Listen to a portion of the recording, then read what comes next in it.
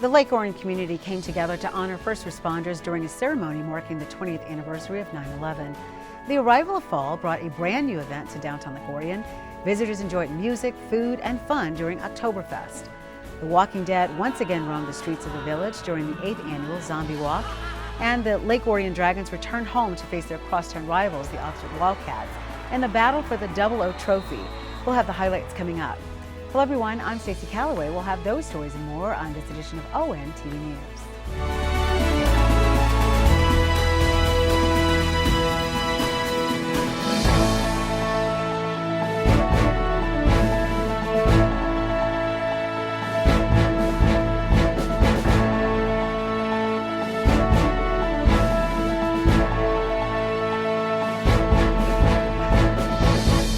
The world was changed forever on September 11, 2001, when terrorists carried out an attack on the United States that claimed the lives of almost 3,000 people.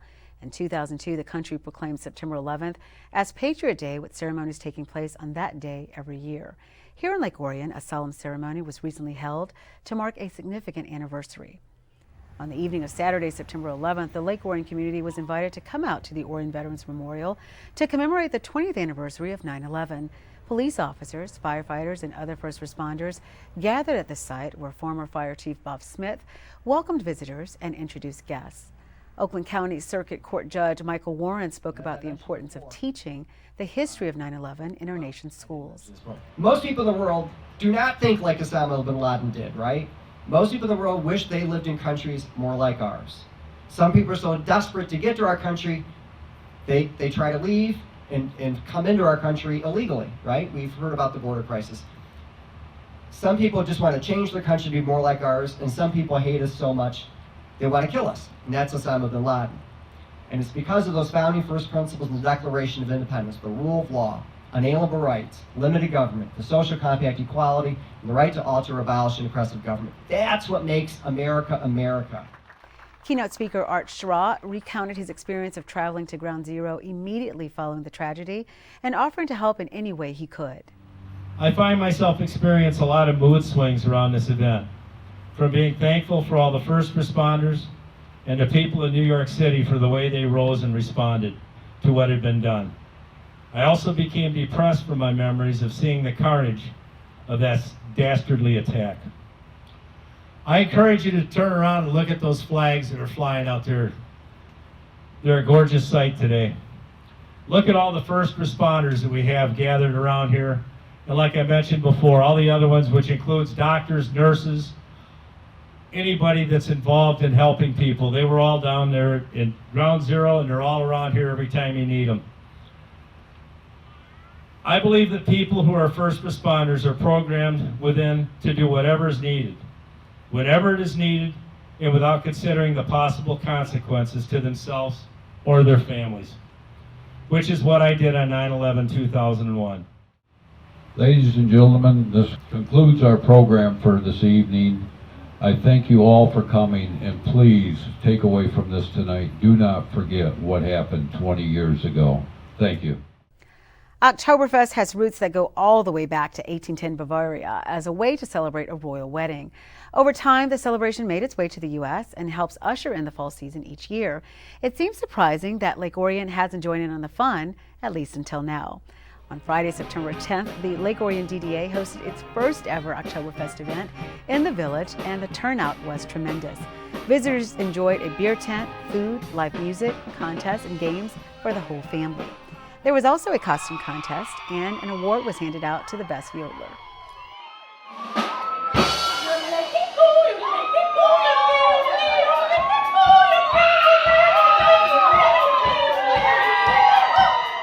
I'm delighted. It is fantastic. Lake Orion, thank you so much for coming to our Oktoberfest party.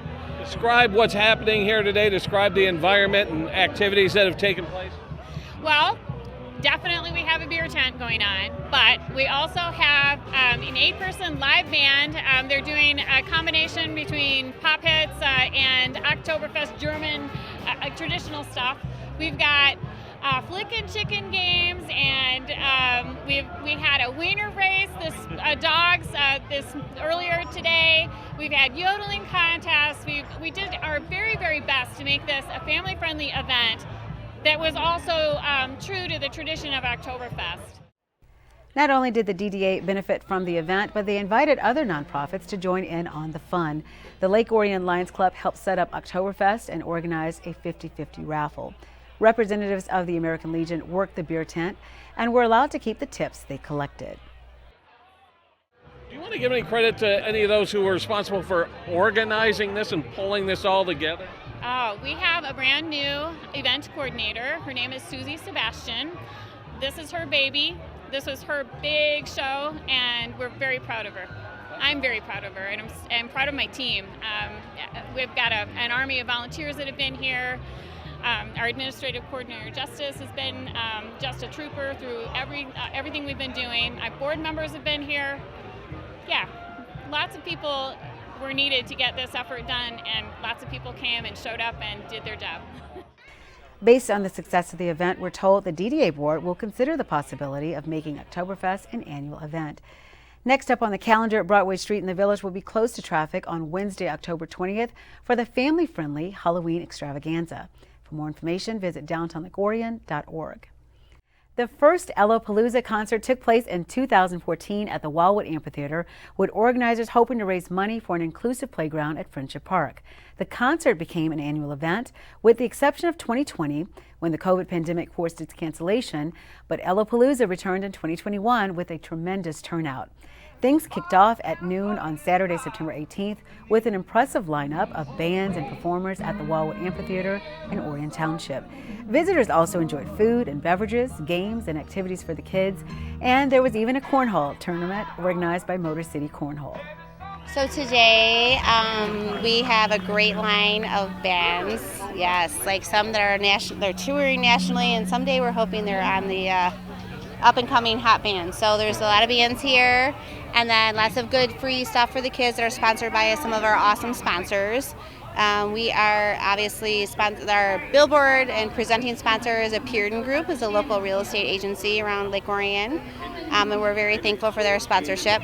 And all of our sponsors, because without that, I mean, obviously none of this would happen. But it's actually really a great, and today we finally got our first, probably the perfect day. It's been 6 years coming, but I think we finally got it. But it's a good family-friendly event, bring out the kids.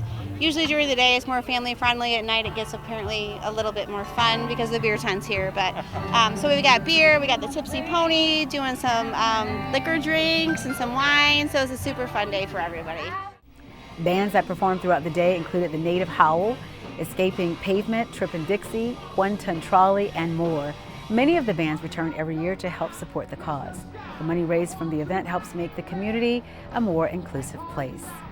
So anytime we raise money as a Daisy Project, it's always earmarked for any, for a special needs, inclusive recreational space. And we get approached by people all the time that need certain things, even including equipment. So this time it's earmarked, actually today is earmarked for building a new inclusive playground in one of our local communities. The Daisy Project is the force behind Palooza. To help support their cause or to learn more about their mission, visit thedaisyprojectmi.com. Orion Township Parks and Rec urges residents to get out and enjoy the parks and trails that help make this community so special. For more than 2 decades, the township has hosted an event that showcases one of those gems, the Pollyant Trail. On the morning of Sunday, September 12th, approximately 100 runners and walkers arrived at the Pollyant Trail near the Wildwood Amphitheater for the start of the 25th running of Orion Township's Dragon Dash 5K. It was a warm, muggy morning as participants gathered at the starting line, and as the horn sounded, the race got off to a bit of a rocky start.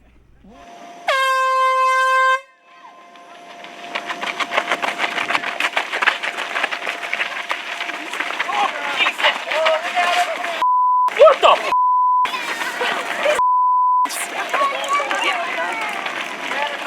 The participants are great. They're out on the course. They just left. They're having a great time. This is a wonderful course. This is my favorite course.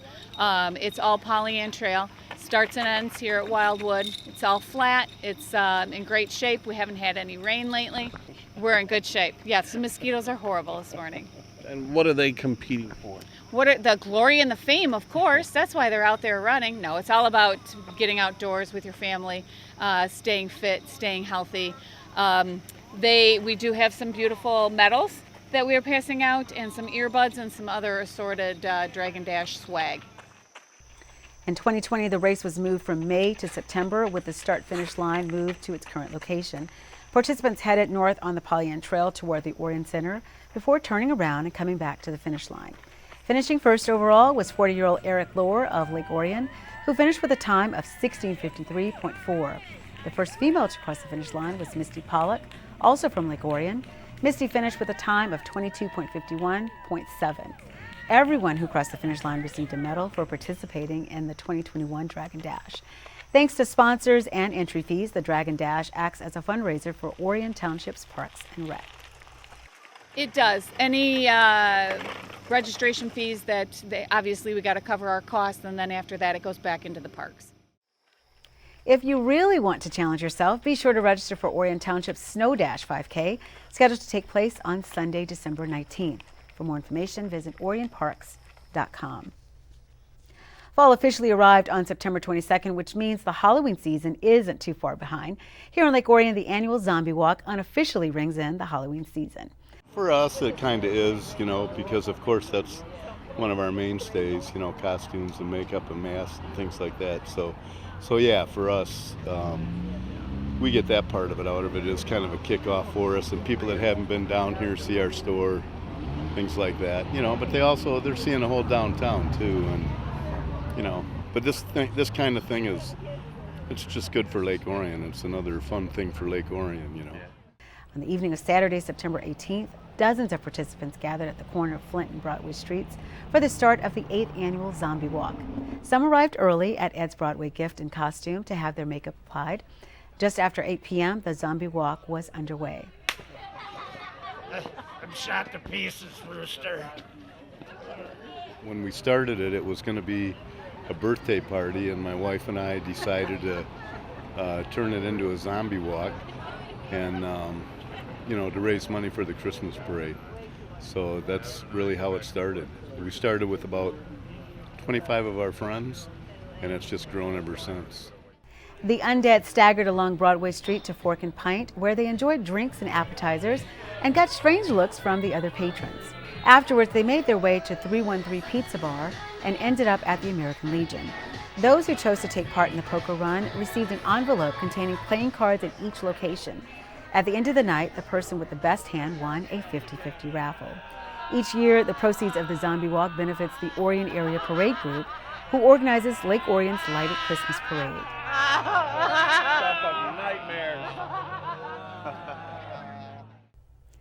Earlier that day, Galling Butte and GMC hosted its final car cruise of the season. This super cruise also benefited the Orion Lighted Christmas Parade. On the morning of Saturday, September 18th, more than 150 classic cars and hot rods came together at the Galling Butte GMC dealership on Lapeer Road for the final charity car cruise of 2021. It was a record year for Galling, who hosted 6 car cruises in Lake Orion, including 2 at Friendship Park and 1 in downtown Lake Orion. Each one benefited a local charity, and as always, Rockin' Ronnie was there entertaining the crowd with oldies. We're rocking and rolling right here at Galling Butte GMC. Our charity this year is the Parade Group of Lake Orion. They put on that beautiful lighted Christmas parade on the first Saturday evening of December. So we thank you for coming out and supporting the Orion Parade Group. Today we're benefiting the biggest lighted Christmas parade. I will be a little prejudiced on that one. The Orion Lighted Christmas Parade is today's charity. We try to pick charities that are worthy and need some funds. And this one is very dear and close to both mine and John Cooper's heart, and it's a huge success. Didn't expect this many cars because there's a lot of guys, a lot of places are doing car shows. So we try to help every group we can. We pay for everything.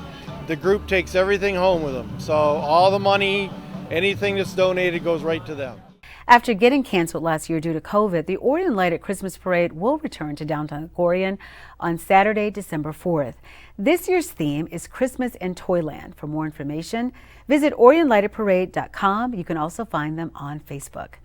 And finally, after winning their home opener back in August, the Lake Orion Dragons varsity football team lost their next 2 games on the road. Could they rebound against their crosstown rivals, the Oxford Wildcats? ONTV's Joe Johnson was on the sidelines and has the exciting highlights. On Friday, September 17th, the Lake Orion Dragons hosted the Oxford Wildcats in the annual battle for the 00 trophy. After winning their home opener, the Dragons dropped 2 on the road. The Wildcats started their season 0-3. Who would come out on top? Let's take a look. After recovering a muff punt in the first, the Dragons failed to capitalize on the turnover and were forced to punt the ball away again. The Wildcats began their first drive of the game from their own 15. On second down at the Dragons' 47, quarterback Brady Carpenter hands off to Salvino Vaccaro, who gets shoved out of bounds near the 20. 2 plays later, with the ball near the 10, Carpenter fakes the handoff, rolls right, and hits tight end Logan Wilmot, who goes in for the first score of the game. The extra point was good, and the Wildcats are up 7-0 with just under 4 minutes left in the first. With the second quarter winding down, the Wildcats are once again in the red zone, facing a 3rd and 4 at the 9. Carpenter rolls right and finds John Asciutto in the end zone for the touchdown. The PAT was good, and the Wildcats are up 14-0 as the first half comes to an end. Early in the third, the Wildcats have the ball near midfield, facing a 3rd and 5. Carpenter hits Mitch Viviano at the 35. He shakes off a tackler and goes the distance. The 52-yard touchdown and point after makes the score 21-0 in favor of the Wildcats. Later in the third, desperately needing to put points on the board, the Dragons are facing a 3rd and 10 on the Wildcats' 19-yard line. Quarterback Kyler Carson keeps the ball, rolls right, and bowls his way into the end zone for Lake Orion's first points of the game. The extra point was good, and the Dragons cut the lead to 14 points. Following the score, the teams line up for the kickoff, and Lake Orion stuns Oxford with a perfectly executed onside kick. The Dragons put together a nice drive starting at midfield and facing a 1st and goal inside the 5. Kyler Carson again calls his own number. He rolls right and will not be denied. Carson finds the end zone to cut Oxford's lead to 7 points. Following the kickoff, the Wildcats begin their next drive on their own 30. On 1st and 10 from the 41, the Dragons defense bites on the play action, and Carpenter hits a wide-open John Asciutto, who takes it into the end zone and quickly ends whatever momentum the Dragons had on their side. The PAT was good, and the Wildcats regain a 2-touchdown lead with 2.5 minutes left in the third. Before the third quarter can end, the Dragons are forced to punt, and Asciutto returns the kick all the way to the Dragons' 15-yard line. Just a few plays later, Asciutto goes in motion, takes the handoff, and spins his way into the end zone. The Wildcats now have a 3-touchdown lead as the third quarter comes to an end. Let's go to the fourth quarter. Down 35-14, the Dragons face a 1st and 10 on the Wildcats' 35. With Carson in shotgun, he takes the snap, rolls left, and sees C.J. Witt on the near sideline. The pass is tipped, but Witt snags the ball, dodges a defender, and goes in for the score. When the clock reached zeros, the final score was Oxford 51, Lake Orion 27. The Wildcats players and fans swarmed the field and hoisted the 00 trophy to celebrate its return to Oxford. After the game, Dragons head coach John Blackstock recapped the tough loss. Not a lot to say. We didn't play well. You know, there were times we showed some moments and thought we were starting to get back in it there right after halftime, and just too many mistakes. You know, too many penalties, too many mental mistakes, too many breakdowns, on all 3 phases: offense, defense, and special teams. You know, we own this one as a full team. With a 1-3 record, the Dragons host 2 tough home games in a row, with West Bloomfield coming to town on September 24th and Stony Creek on October 1st. From Dragon Stadium, this is Joe Johnson reporting for ONTV News. Thanks, Joe. That was such a tough loss, and hopefully they'll be able to bounce back for the next game. And with that, we'll wrap up this edition of ONTV News. On behalf of the hardworking ONTV News crew, I'm Stacy Calloway. Thanks for watching.